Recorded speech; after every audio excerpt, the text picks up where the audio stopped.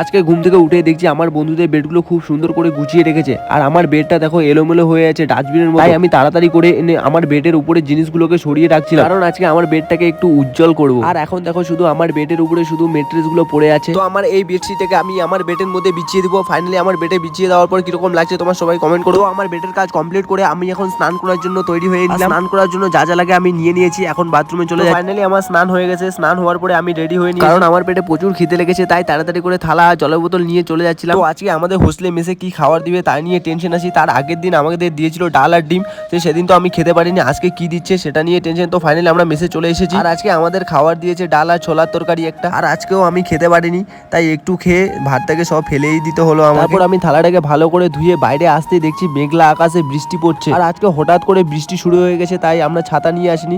আর আজকে থালাটাকে আমরা ছাতা ভেবে ইউজ করছিলাম। আর আমরা রুমের দিকে আস্তে আস্তে পুরো প্যান্ট জামা ভিজে গেছে। তো দেখা হচ্ছে নেক্সট ভিডিওতে।